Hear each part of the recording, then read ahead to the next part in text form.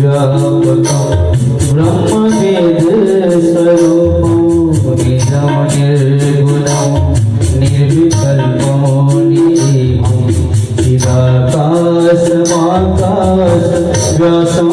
भजे हो नमामि समीसान निर्वाण रूपं विभुं व्यापकं ब्रह्मो वेद स्वरूपम्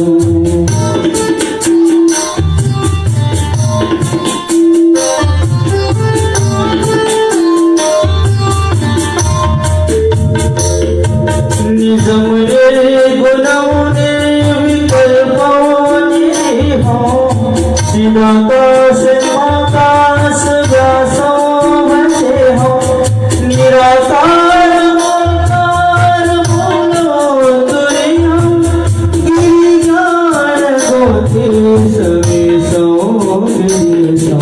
नमामि समीसान निर्वाण रूपं विभुं व्यापकं ब्रह्म वेद स्वरूपम्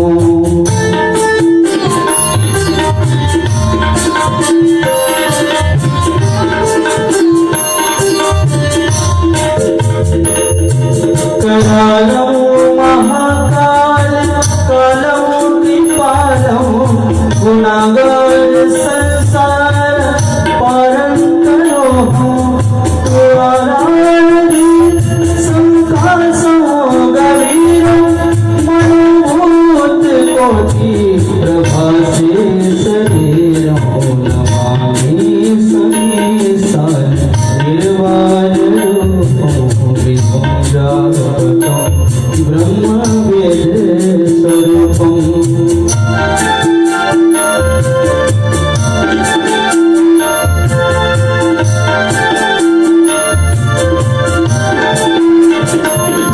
स्फुरन्मोल कल्लोलिनी चारुगंगा लसद्भावानंद कंठे भुजंगा चलत कुंडलम् भूसुनेत्र विशालम् प्रसन्नानम् नीलकण्ठ नमामि समीसान निर्वाण रूपं विभुं व्यापकं ब्रह्म वेद स्वरूपम्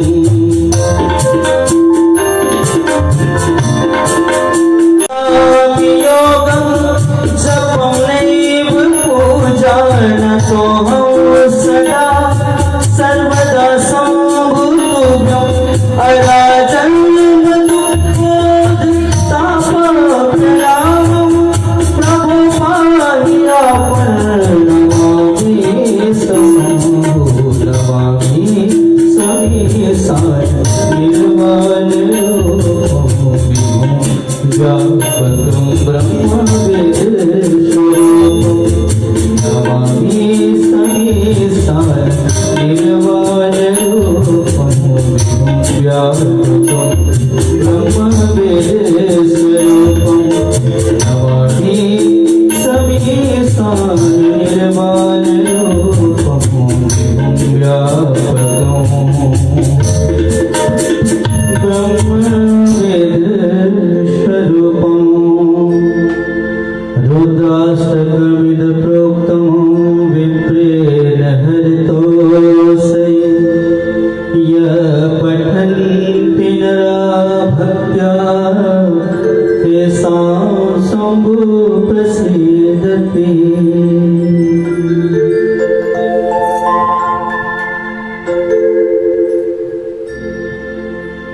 आइए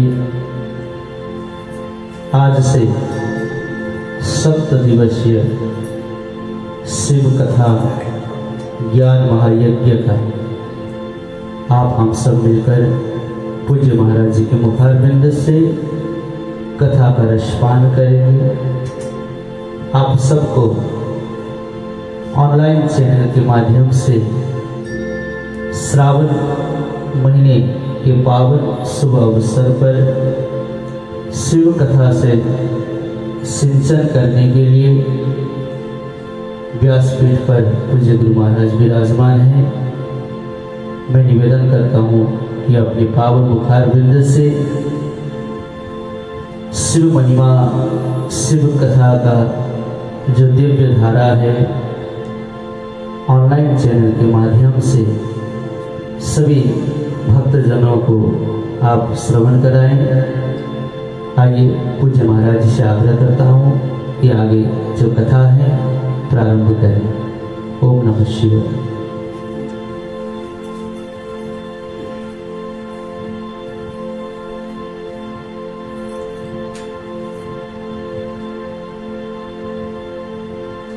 हरि ओम।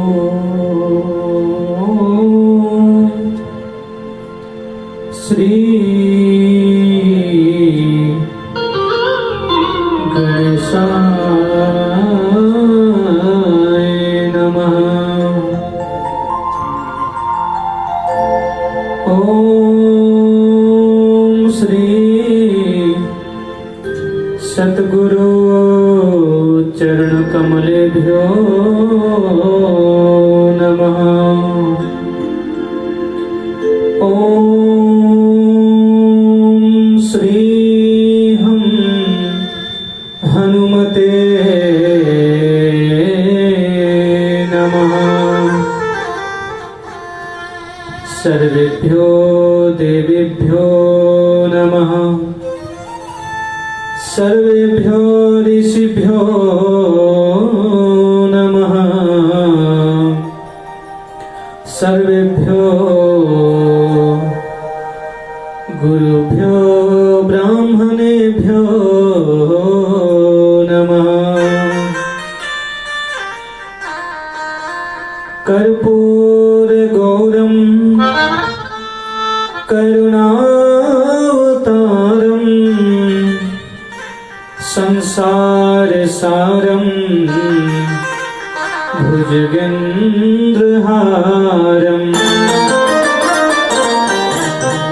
सदा वसन्तं हृदयारविन्दे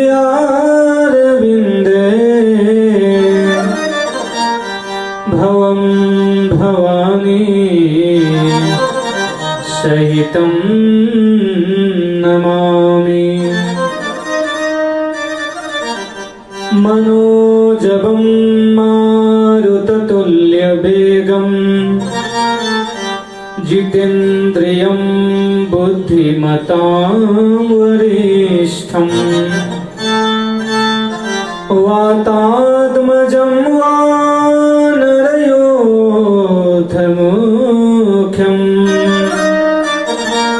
श्रीरामदूतं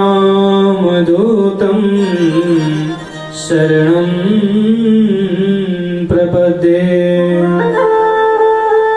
भवानी शंकरो वन्दे श्रद्धा विश्वासरूपिणो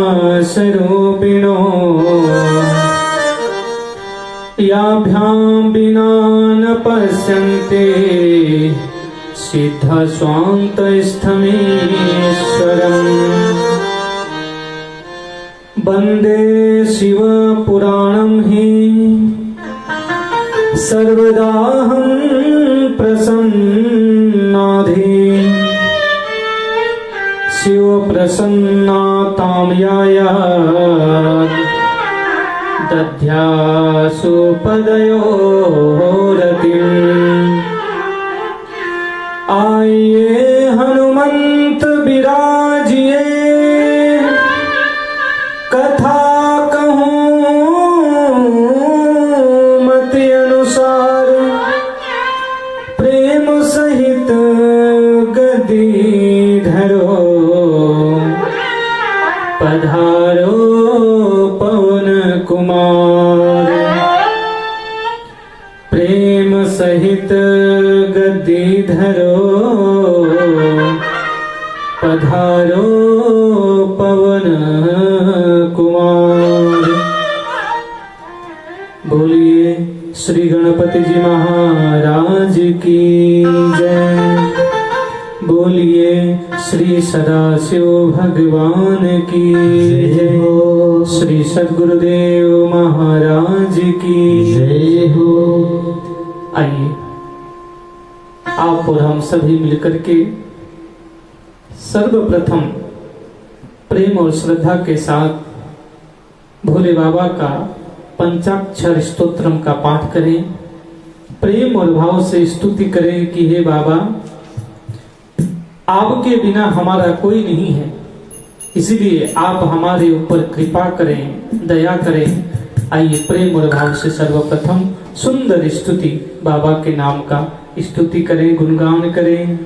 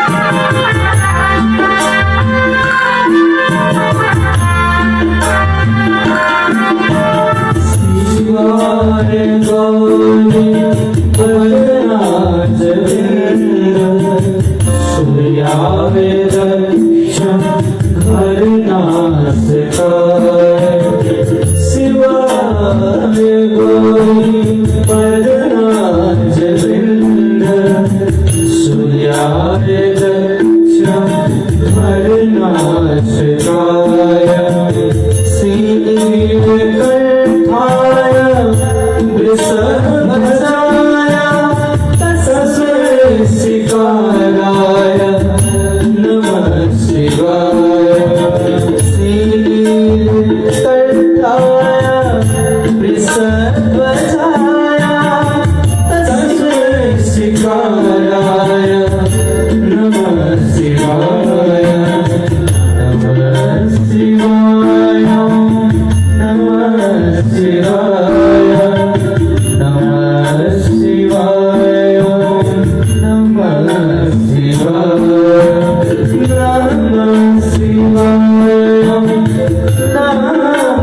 शिवाय नमः शिवाय नमः शिवाय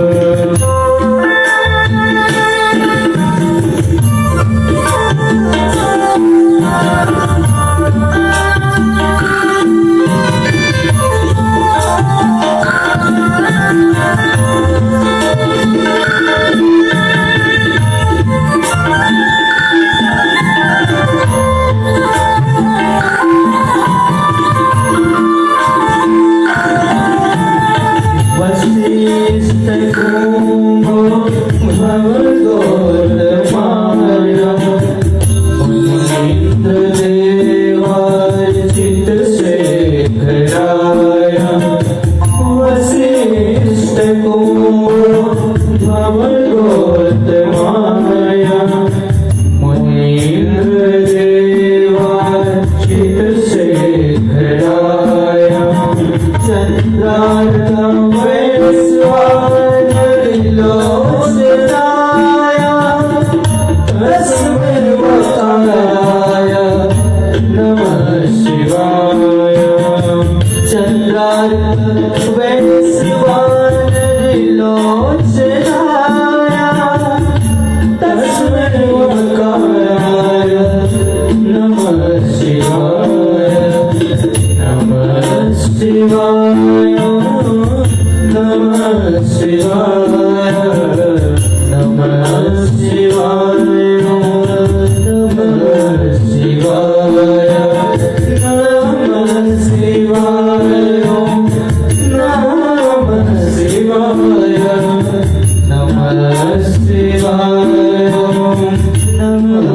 शिवाय।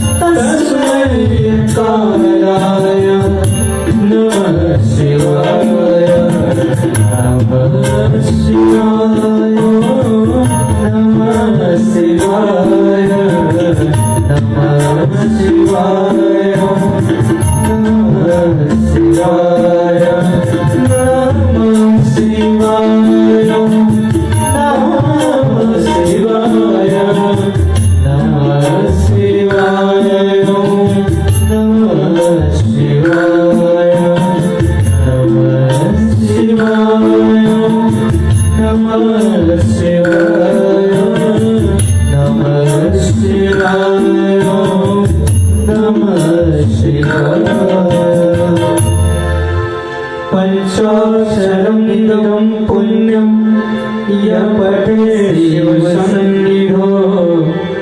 देवलोकमवाप्नोति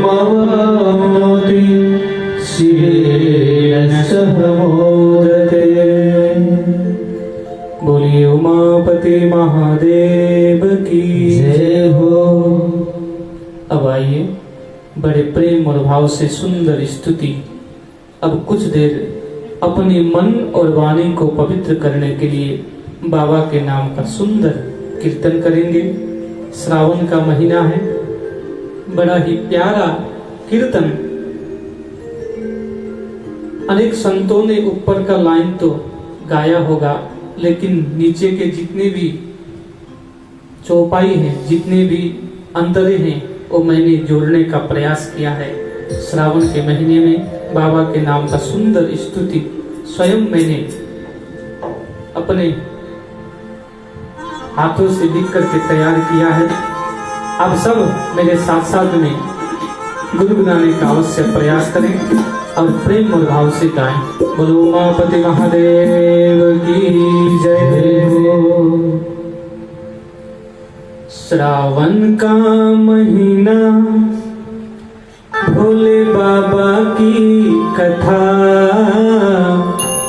प्रेम से जो सुनता है मिट जाती है बाधा। श्रावण का महीना, भोले बाबा की कथा। श्रावण का महीना, भोले बाबा की कथा। प्रेम से सुनता है मिट जाएगी बाधा। प्रेम से जो सुनता है मिट जाएगी बाधा। बोलो नमः शिवाय, बोलो नमः शिवाय, बोलो नमः शिवाय, बोलो नमः शिवाय। मीठी मीठी ताली बजाते हैं।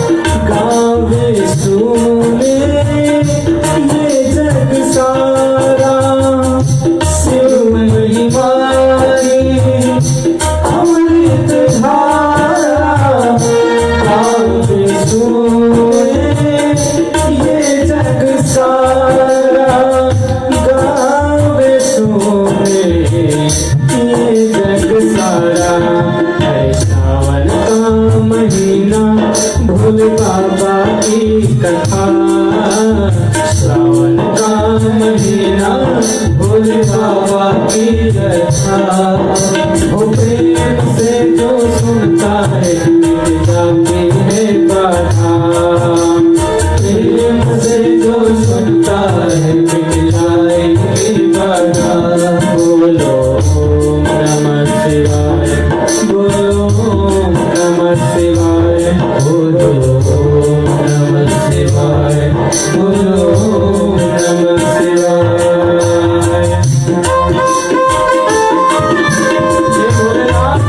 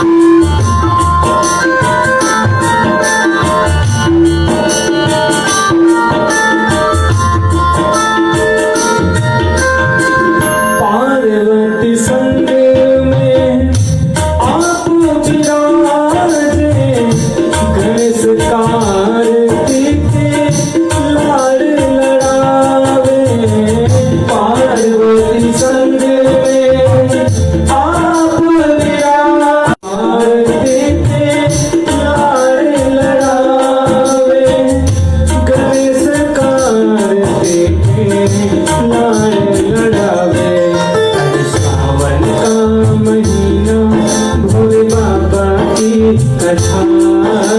सावन का महीना भोले बाबा की कथा। प्रेम से जो सुनता है मिल जाती है बाधा। प्रेम से जो सुनता है मिल जाती है बाधा। बोलो नमः शिवाय, बोलो नमः शिवाय, बोलो नमः शिवाय, बोलो नमः शिवाय। सब लोग हाथ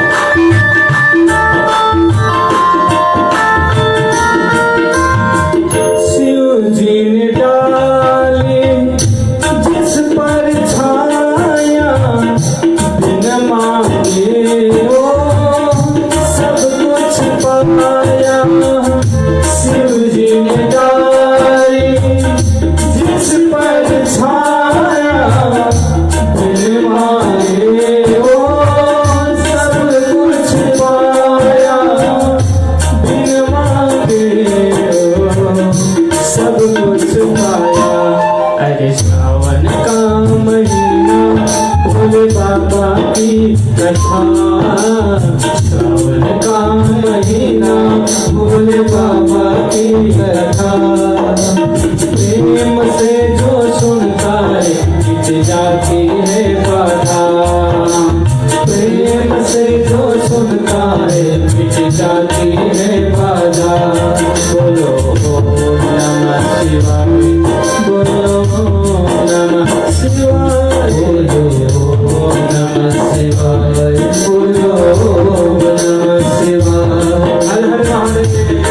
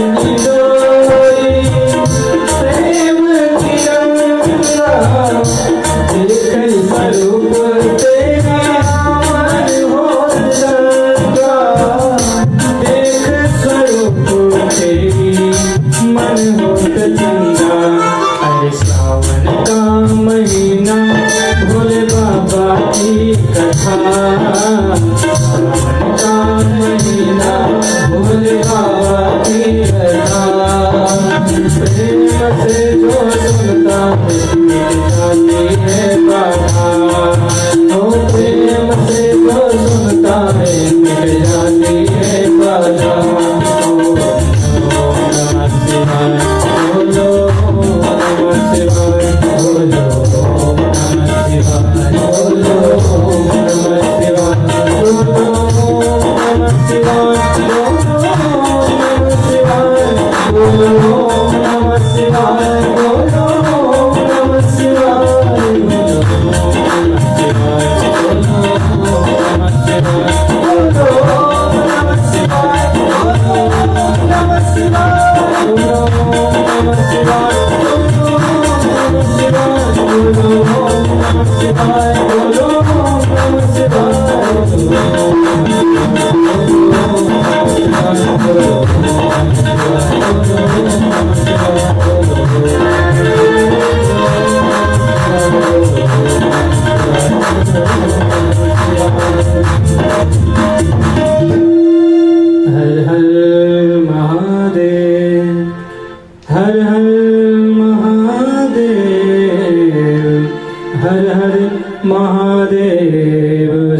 शंभो। बोलिए कैलाशपति महादेव की जय हो।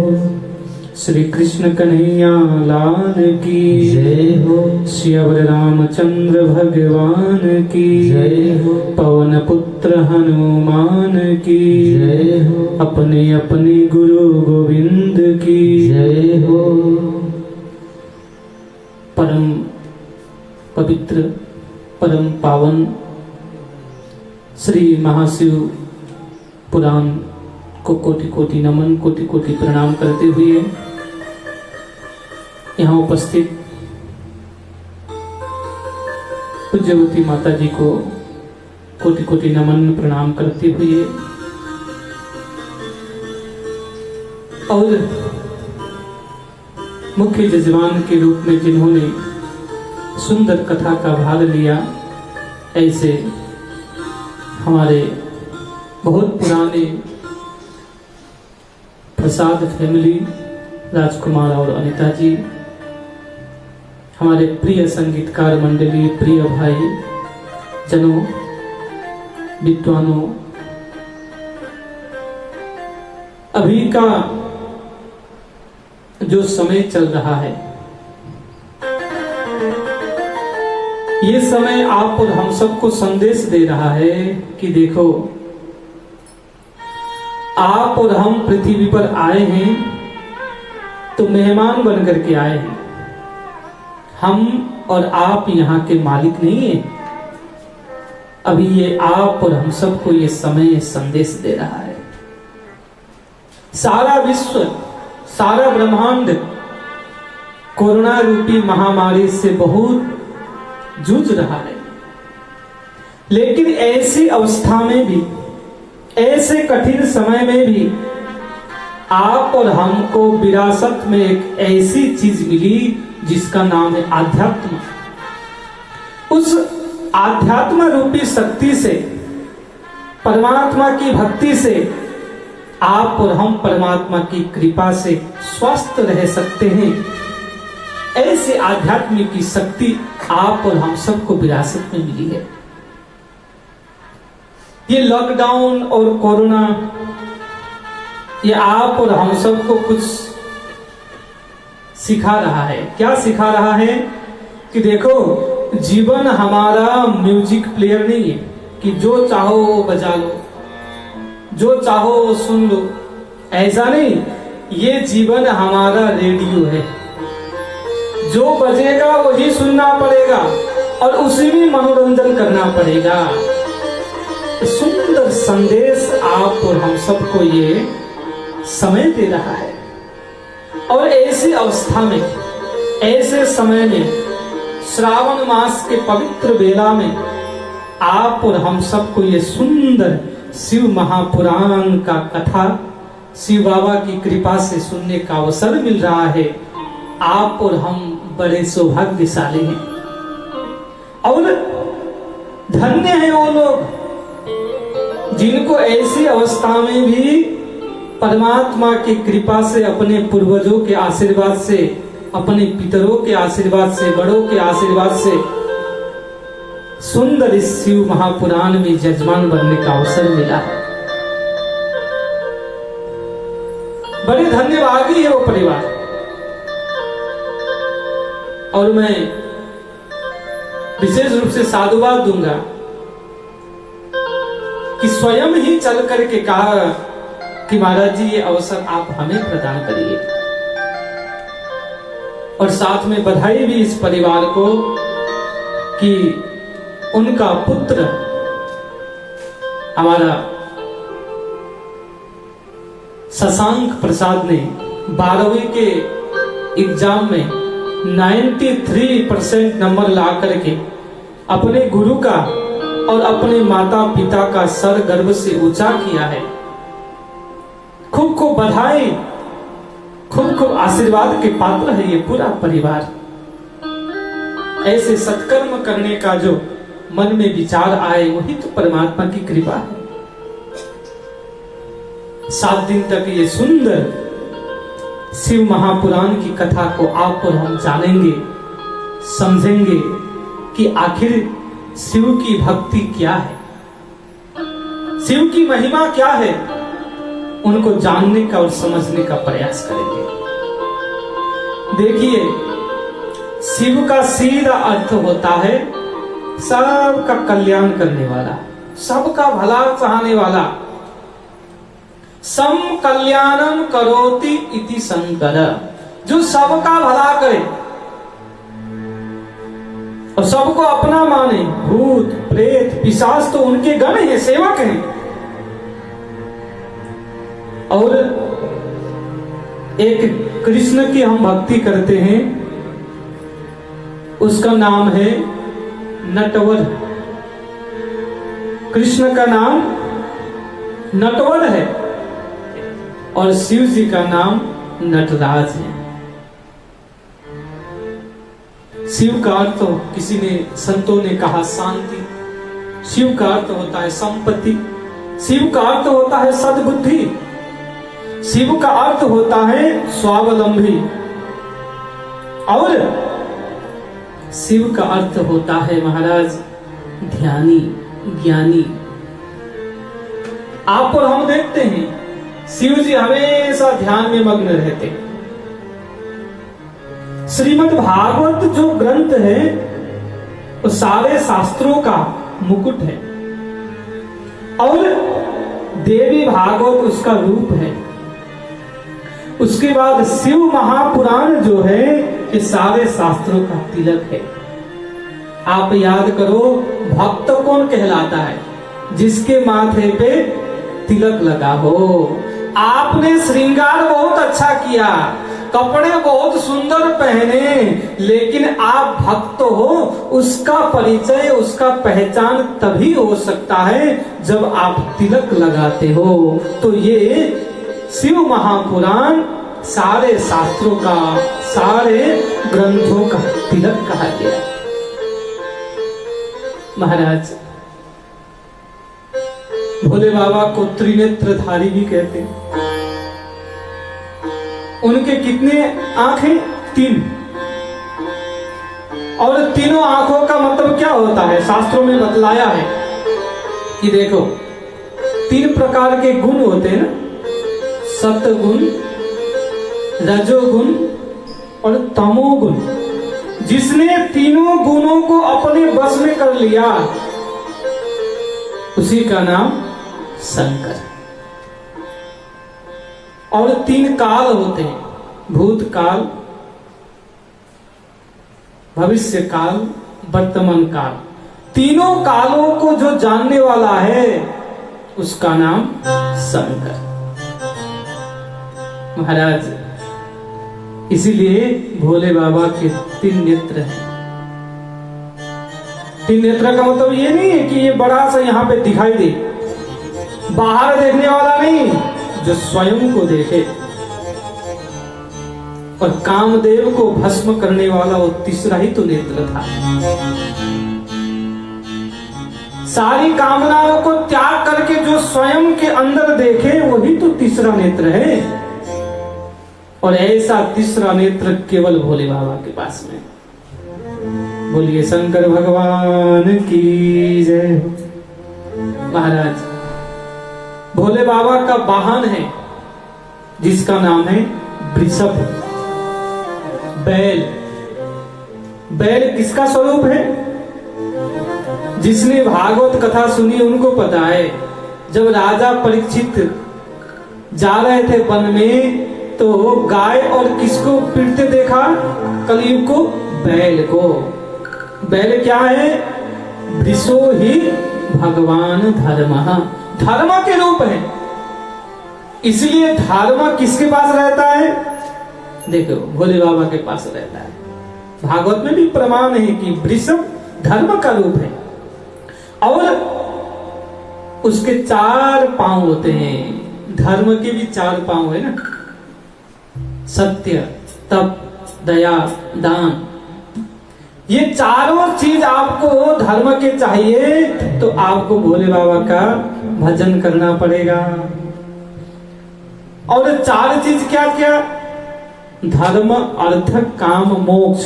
चारों पुरुषार्थों को भी आपको हासिल करना हो तो वो भी आपको भोले बाबा की कृपा से ही प्राप्त हो सकती है। बोलो शंकर भगवान की। भोले बाबा के हाथों में त्रिशूल है। त्रिशूल क्यों है? देखिए, सारे संसार के जितने भी जीव हैं, मानव मात्र 3 तापों से जल रहा होता है। कौन कौन से ताप?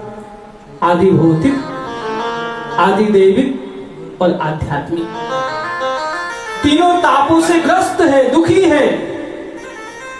तो भोले बाबा त्रिशूल से तीनों तापों को नष्ट करके उसको 3 चीज प्रदान करते हैं। क्या क्या प्रदान करते हैं? यहाँ पे शिव पुराण में लिखा है, उसको उसकी इच्छा प्राप्त करा देते हैं और उसको ज्ञान प्राप्त करा देते हैं और अंतिम में मोक्ष की भी प्राप्ति करा देते हैं। कहा जाता है ना, भोले बाबा का एक नाम है भोला भाला। भोला भाला कहते ना, अपने भक्तों के लिए बहुत भोले हैं, लेकिन दुष्टों के लिए बगल में भाला भी रखते हैं ना, त्रिशूल। वो दुष्टों को खत्म करने के लिए, 3 प्रकार के तापों को नष्ट करने के लिए भोले बाबा अपने पास में रखते हैं। एक बार दोनों हाथ उठा के बोलिए हर हर महादेव। महाराज, शिव महापुराण में 24,000 ग्रंथ हैं और 7 संहिताएं हैं। वस्तुतः 7 संहिता एक एक दिन का 7 साल आप और हम सबको सुनाने का मैं प्रयास करूंगा। भोले बाबा को मनुष्य बहुत ही अच्छे लगते हैं, आप और हम। क्यों अच्छे लगते हैं? क्योंकि आपको पता होगा, दादाजी को बेटे से ज्यादा अच्छा प्यारा पोता लगता है ना। क्यों? बेटा काम में जाता है, शाम को आता है, कभी प्रणाम नहीं करता, बगल में रहता नहीं, बिजी रहता है, तो पिताजी को क्या मतलब। लेकिन पोता हर समय साथ में रहता है, उसके साथ खेलना, खिलाना, आनंद करना। इसलिए भोले बाबा भी आप और हम सब के दादाजी हैं। कैसे? हम सब के बड़े पिता समान सब देवता और देवों से बड़े महादेव, बाकी सब देव, लेकिन भोले बाबा को क्या कहा गया है? महादेव। इसलिए महादेव को देव से प्यारे मनुष्य हैं, जो भी उनका प्रेम और श्रद्धा और भावना के साथ भजन कीर्तन करता है। हर हर महादेव शंभु काशी विश्वनाथ गंगे। हर हर महादेव शंभु काशी विश्वनाथ गंगे। काशी विश्वनाथ गंगे। काशी विश्वनाथ गंगे। काशी विश्वनाथ गंगे। काशी विश्वनाथ गंगे। हर हर महादेव शंभु काशी विश्वनाथ गंगे। हर हर महादेव शंभु काशी विश्वनाथ गंगे। काशी विश्वनाथ गंगे। काशी विश्वनाथ गंगे। ये शिव महापुराण प्रकट कहाँ हुआ? तो यहाँ पे लिखा है, इसका प्रागट्यकरण प्रयाग क्षेत्र में हुआ। प्रयाग में आप और हम सब जाते हैं, स्नान करते हैं, अपने आप को पवित्र बनाते हैं। वहीं की घटना। सौनक आदि 88,000 ऋषि मुनियों ने श्री सूत जी महाराज से प्रश्न किया कि हे गुरुदेव, आप हमें ऐसी कोई कथा सुनाओ कि जिससे भोले बाबा की, शिव जी की कृपा हो जाए, उनकी दया हो जाए हमारे ऊपर में। तब सूत जी महाराज सौनकादिक ऋषि मुनियों को सुनाते हैं कि हे ऋषि मुनियों, सुनो, प्रेम से मैं आप सबको एक कथा सुनाता हूं जिससे सारे पापों का नाश हो जाए।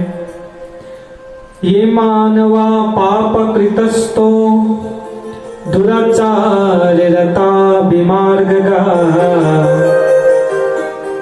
कामादि खला। सूत जी महाराज सुना रहे हैं, देखो बहुत पहले की बात है, एक किरात लोगों का नगर था, किरातों का गांव था। वहां पे बहुत सारे लोग रहते थे, सब भील जाति के लोग ज्यादा वहां निवास करते थे। उसी नगर में एक देवराज नामक महाराज ब्राह्मण रहता था, जिसका नाम है देवराज। देखो नाम से देवराज है, लेकिन काम वो कभी भी अच्छा करता नहीं था, काम सब उल्टे उल्टे करता था। और कोई अच्छा कहे तो उसको बुरा लगता था। याद करिए, जीवन में जो उल्टा काम करता है ना, उसको वो उल्टा काम ही अच्छा महसूस होता है करने में, और जो अच्छा होता है वो दूसरे को बुरा काम करते हुए देखता है तो उसको बुरा लगता है। तो इसके जीवन का एक ही लक्ष्य था, एक ही उसका ध्येय था कि जैसे भी हो मैं पैसा कमाऊं।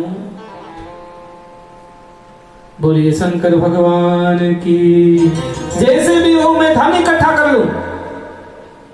कई लोगों के जीवन में आपने देखा होगा, उनका लक्ष्य केवल पैसा होता है ना। जिसके पास होता है पैसा, उसी को लोग पूछते हैं तुम हो कैसा। इसलिए संतों ने कहा छोड़ो इस मतलबी लोगों से, इनका तो स्वभाव ही होता है ऐसा। कई लोग पैसे मिलने के बाद या फिर पैसे के लिए अपने परिवार के लोगों को, अपने पूजनीय लोगों को, सबको त्याग देते हैं, और त्यागते हुए उनको दुख भी नहीं होता, कष्ट भी नहीं होता। इस देवराज ने क्या किया, लोभ के कारण, धन के लिए इसने अपने माता पिता की भी हत्या करवा दी, माता पिता को भी मार दिया। क्यों? संपत्ति के लिए, धन के लिए, और गलत मार्ग में चल पड़ा। जीवन में पैसा कमाने लगा और उस पैसे से भोग भोगने लगा। देखो, पैसा केवल भोग भोगने के लिए नहीं होता है। पैसा परमात्मा ने दिया है तो उसको परमात्मा की प्राप्ति का साधन भी बनाओ। धन केवल भोग के लिए नहीं, भगवान के भजन के लिए भी है, भगवान की प्राप्ति के लिए भी है। इसलिए पैसा से आप परमात्मा की प्राप्ति, भोग नहीं, भगवान की प्राप्ति का साधन मान करके हमें चलना चाहिए। लेकिन ये केवल पैसा कमाता था, धन के लिए माता पिता को मार दिया, उल्टे पुल्टे काम करने लगा। एक बार व्यापारी आदमी था, तो व्यापार के काम से ये उसी प्रयाग में ही झूसी नामक एक गांव में गया, व्यापार के किसी काम से। वहां पर 5 पांडवों ने एक शिव जी का मंदिर बनवाया था। 5 पांडवों ने मिलकर के वहीं पे उस मंदिर में एक धर्मशाला सोच करके मंदिर में कमरा लेकर के रहने लगा, और अपना दिन में व्यापार का काम करता था, वहां आके रहता। लेकिन जब 1-2 दिन बीत गए तो उसको बहुत जोर से बीमार पड़ गया। वो उसी मंदिर में, उसी शिव जी के मंदिर में नीचे संत कथा बास रहे थे शिव जी का। 1 महीने तक वो बीमार रहा, इधर उधर घूम नहीं पाया, और कमरे में ही बैठे बैठे संत के द्वारा उस मंदिर में सुनाया गया शिव कथा उसने सुन लिया। जब सुनने लगा तो उसका पाप अपने आप खत्म होने लगा। जैसे 1 महीना पूरा हुआ, उसके कुछ दिन के बाद ही उसकी मृत्यु हो गई। जैसे ही मृत्यु हो गई तो यमराज के दूत सब आ गए उनको लेने के लिए।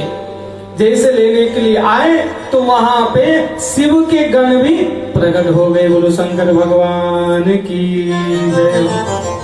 शिव के गण भी प्रकट हो गए और कहा कि भैया इसको कहां लेके जा रहे हो, ये तो भोले बाबा का भक्त है।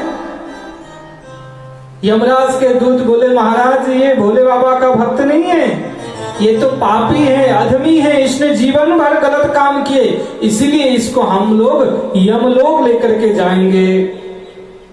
तब शिव जी के गण कहने लगे कि अरे भैया नहीं, इसने अपने जीवन काल में पूरा पाप किया, लेकिन 1 महीने कथा सुना ना तो क्या हुआ, उसने पाप की रुई इकट्ठा करता गया। पाप रूपी रुई इकट्ठा करता करता करता करता पहाड़ जैसा ढेर बना लिया। लेकिन शिव कथा रूपी इसने माचिस जो लगा दिया, उस माचिस से सारे पाप रूपी रुई जल करके खत्म हो गए और ये शुद्ध चित्त हो गया और सीधा भगवान के धाम के अधिकारी बन गया। वहीं पे यमराज भी प्रकट हो गए और उन्होंने कहा यमदूतों को कि इनको प्रेम और श्रद्धा के साथ शिव लोक पहुंचाने का उपाय करो। और सारे लोगों ने मिलकर के देवराज उस पापी को शिव लोक भेज दिया। बोलो शंकर भगवान की। हर हर महादेव शंभो काशी विश्वनाथ गंगे। हर हर महादेव शंभो काशी विश्वनाथ गंगे। काशी विश्वनाथ गंगे, काशी विश्वनाथ गंगे, काशी विश्वनाथ गंगे, काशी विश्वनाथ गंगे। तो हर हर महादेव शंभो काशी विश्वनाथ गंगे। हर हर महादेव शंभो काशी विश्वनाथ गंगे। हर हर महादेव शंभो काशी विश्वनाथ गंगे। हर हर महादेव शंभो काशी विश्वनाथ गंगे। उमापति महादेव की जय हो। देखिए भगवान की कथा स्वयं भी अध्ययन किया जा सकता है, स्वयं भी पढ़ा जा सकता है, स्वयं सुना जा सकता है। लेकिन भगवान की कथा भगवान के भक्तों के मुखारबिंद से श्रवण करने से डबल पुण्य मिलता है, डबल फल मिलता है। सोनक आदि ऋषि लोग कहते हैं हे सूत जी महाराज, हम बहुत सौभाग्यशाली हैं कि आपके मुखारविंद से हमें ये सुंदर शिव महापुराण का ग्रंथ श्रवण करने का अवसर मिल रहा है। शिव नाम में इतनी बड़ी शक्ति। महाराज और भी किसी पापी का उद्धार हुआ है क्या? सोनकादिक मुनियों ने प्रश्न किया तो सूत जी महाराज कहने लगे हे ऋषि मुनियों, आप लोग ध्यान से सुनो, एक सुंदर कथा आप लोग को सुना रहा हूं, आप सब भी प्रेम से सुने। क्या सुनाते? सूत जी महाराज कहते हैं हे ऋषि मुनियों, एक वास्कल नामक एक नगर था। वास्कल, उस नगर में एक ब्राह्मण रहता था जिसका नाम था बिंदुक, और उसकी पत्नी का नाम था चंचुला। पति पत्नी रहते हैं, लेकिन उस इलाके में, उस नगर में ज्यादातर लोग सब पाप कर्म ही करते थे, केवल गलत काम ही करते थे, उल्टे पुल्टे खाना, कुसंगति करना। अच्छा भला आदमी उस नगर में कोई नहीं था। अब ये चंचुला थी तो बहुत सुंदर, अपने पति को देवता के समान भी मानती थी, लेकिन ये बिंदुक उल्टे रास्ते पे चलने वाला था। केवल खाना पीना घूमना और गलत मार्ग पे, अपने घर में पत्नी होते हुए भी दूसरे के तरफ नजर डालना, ऐसे उसके गलत विचार थे। चंचुला ने अपने आप को बहुत समझाया, अपने पति को बहुत समझाया, लेकिन पति समझदार नहीं था, समझने वाला नहीं था, क्योंकि उसने कुमार्ग को ही पसंद कर लिया था। प्यारे भक्तजनों, याद करना, आप जब कुमार्ग में चलते हो ना, तो उस समय आपका बुद्धि भी भ्रमित हो जाता है और उसी कुमार्ग को ही आप अच्छा मार्ग समझ लेते हैं। उस समय आपकी माता समझाए, पिता समझाए, पत्नी समझाए, चाहे गुरु समझाए, आप उनको गलत कह सकते हैं, लेकिन अपने मार्ग को गलत नहीं कह सकते, क्योंकि आपका बुद्धि भ्रमित हो चुका है। बहुत समझाया पत्नी ने, लेकिन ये माना नहीं। जब पति को ऐसे हालत में देखा तो पत्नी चंचुला नहीं चाहते हुए भी उसने भी गलत मार्ग चुन लिया। एक दिन ये बिंदुक कहीं से घूम फिर करके आ रहा था, आकर के घर में देखा, अपनी पत्नी को किसी पर पुरुष के पास बैठा हुआ देखा, तो इसने अपने पत्नी को बहुत मारा, बहुत पीटा। देखिए, वैसे तो वही मार सकता, वही पीट सकता है जो सच्चा हो ना।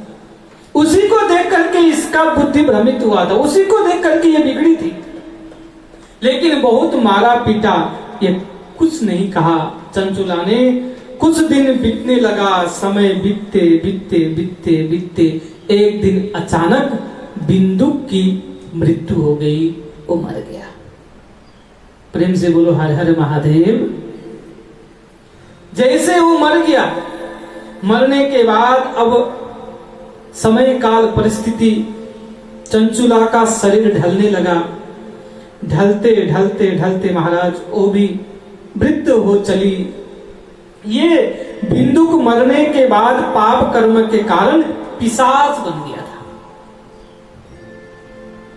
एक दिन उसी वास्कल ग्राम से बहुत सारे लोग तीर्थ करने के लिए जाने का सलाह करने लगे।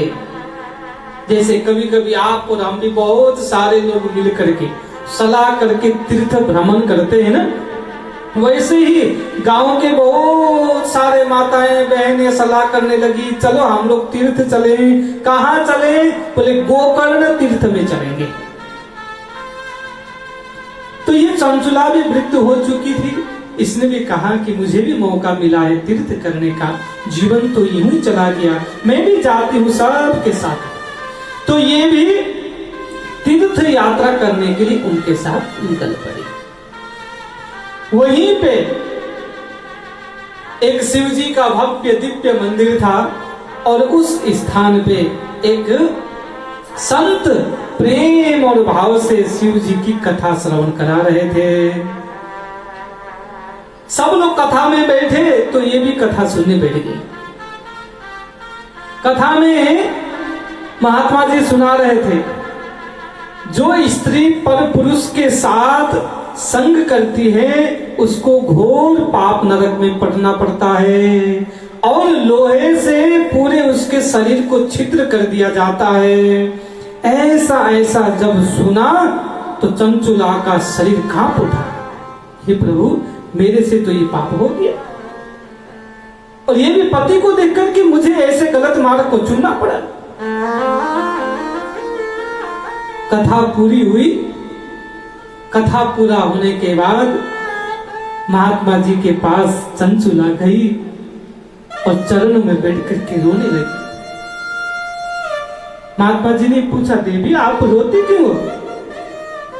इसने कहा, महाराज जिस पाप के बारे में आप वर्णन कर रहे थे वो पाप तो मेरे से हो गया, अब मेरा क्या होगा?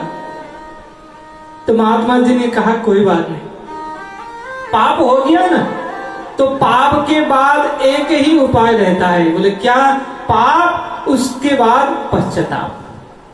तुम पश्चाताप करो और प्रेम और भाव से शिव पुराण की कथा को श्रवण करो। शिव की कृपा से तुम उस पाप से मुक्ति पा सकती हो। महाराज हम कहां से सुनेंगे, हमें कौन सुनाएगा? महात्मा जी दयालु थे, उन्होंने कहा मैं सुनाऊंगा ना तुमको, चिंता मत करो, प्रेम और भाव से तुम कथा सुनो। प्रेम और भाव से महात्मा जी ने पूरा शिव महापुराण की कथा उस चंचुला को सुनाया और चंचुला ने रो रो करके रोते हुए उस कथा को प्रेम श्रद्धा के साथ श्रवण किया। जैसे ही कथा श्रवण हुई, उसका अंतिम समय आया और उसका भी पाप खत्म हो चुका था और सीधा शिव के गण आए और शिवलोक लेकर के चले गए। बोलो शंकर भगवान की जय। शिवलोक लेकर के गए तो पार्वती मैया को चंचुला की भक्ति श्रद्धा देख करके उनको बहुत अच्छा लगा और पार्वती मैया ने उसको अपनी सखी बना लिया, सहेली बना लिया। अब देखिए, कोई बहुत अमीर हो और कोई बहुत गरीब हो, लेकिन दोस्ती होने के बाद तो वो चीज भेद नहीं रह जाता है। पार्वती स्वयं जगतपति की अर्धांगिनी, लेकिन ये पाप कर्म से मुक्ति पाकर के शरण में गई है। लेकिन सखी बनाने के बाद एक दिन पार्वती मैया ने देखा चंचुला बहुत उदास है, बहुत दुखी है। पूछा, चंचुला तुम इतनी दुखी क्यों? इसका कारण क्या है? उस समय चंचुला कहने लगी कि मेरा तो उद्धार हो गया, लेकिन हे मां, मेरा पति अभी किस अवस्था में होगा, वो कहां होगा, नरक में होगा तो कहां होगा, मैं जानना चाहती हूं और आपकी कृपा से मैं उसका भी उद्धार करना चाहती हूं। पार्वती मैया ने ध्यान लगा के देखा तो पिशाच बन करके विंध्याचल में घूम रहा है, विंध्याचल के पहाड़ में। हे मां, उसकी कृपा से, आपकी कृपा से उसका उद्धार नहीं हो सकता क्या? उसी समय तुम्बरू को अपने पास बुलाया पार्वती मैया ने और कहा, तुम्बरू जाओ, इसके पति को जो विंध्याचल में पिशाच बन करके पड़ा हुआ है, उसको शिव पुराण कथा सुना करके उसका कल्याण करो। तुम्बरू गए और जाकर के देखा तो वहां पे केवल हड्डियों के टुकड़े पड़े हुए हैं, केवल हड्डियों के टुकड़े। सारे हड्डियों के टुकड़े को इकट्ठा करके बांध करके एक जगह पे रखा और प्रेम और भाव से शिव महापुराण की कथा सुनाई तुम्बरू ने। कथा सुनाते सुनाते जब 11 दिन पूरा हुआ, 11 दिन पूरा होते ही स्वयं शंकर के समान ये बन गया सुंदर, और उसको दर्शन देने के लिए स्वयं शंकर प्रकट हो गए। बोलो शंकर भगवान की जय। शंकर को अपने सामने देख करके रोने लगा और कहने लगा, हे प्रभु, क्या मैं इस पाप से मुक्ति पा सकता हूं? मैं तो अवगुण से भरा हुआ हूं, क्या मेरा कल्याण हो सकता है? क्या मेरा उद्धार हो सकता है? शिव जी का दर्शन करके प्रेम से स्तुति करने लगा और शिव का गुणगान करने लगा। आइए आप और हम भी इस बिंदु के साथ मिलकर के स्तुति करें। क्या कहता है ये?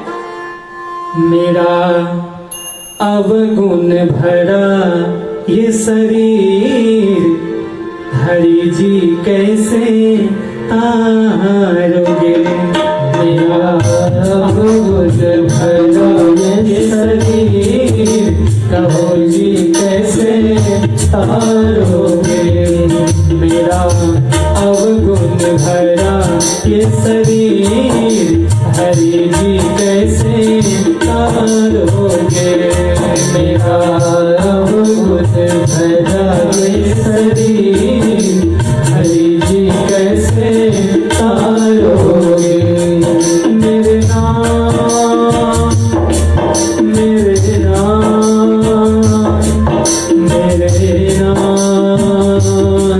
मेरे नाथ, मेरे नाथ, मेरे नाथ, मेरे नाथ, मेरे नाथ। रो रो करके पुकारने लगा है बाबा, आप अवश्य उद्धार करोगे, मुझे विश्वास है।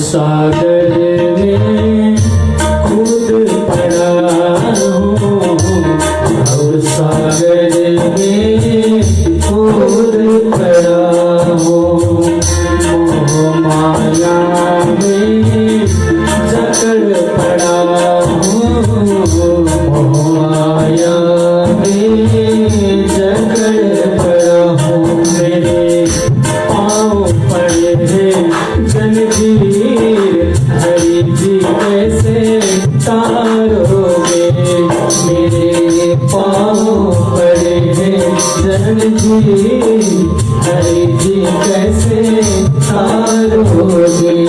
मेरा अवगुण भरा ये शरीर, हरि जी कैसे तारोगे, मेरा अवगुण भरा ये शरीर, हरि जी कैसे तारोगे। मेरे नाथ, मेरे नाथ, मेरे नाथ, मेरे नाथ, मेरे नाथ, मेरे नाथ, मेरे नाथ,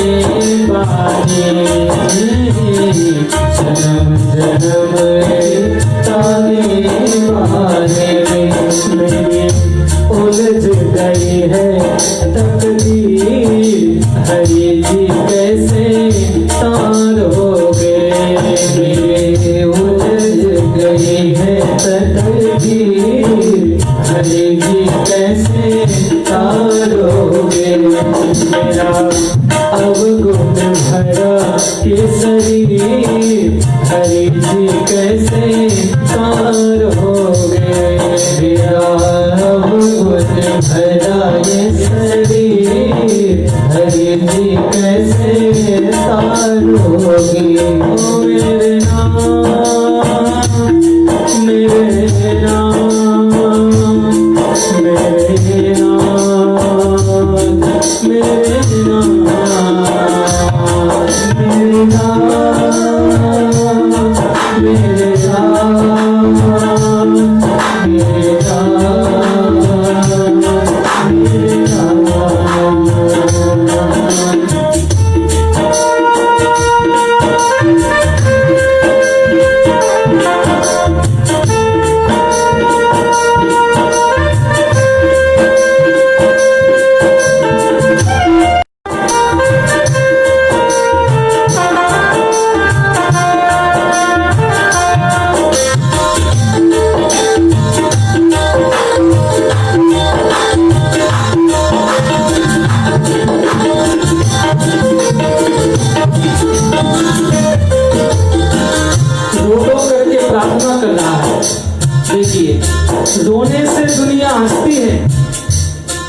रोने से जग हंसता है, रो देना आसान नहीं।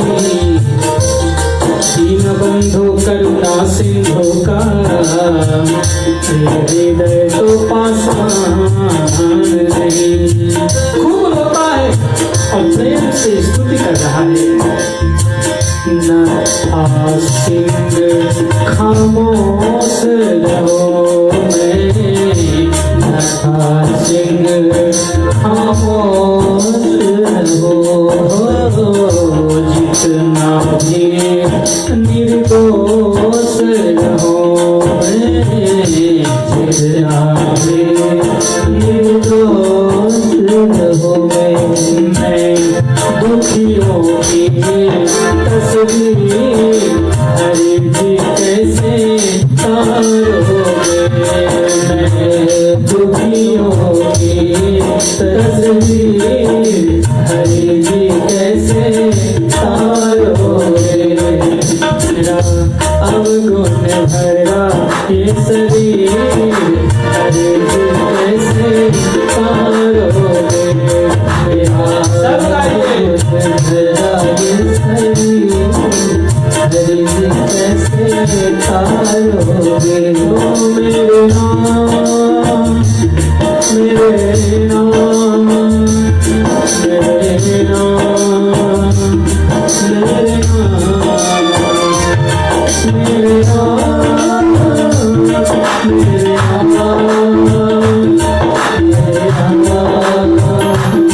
मेरे नाम, मेरे नाम, मेरे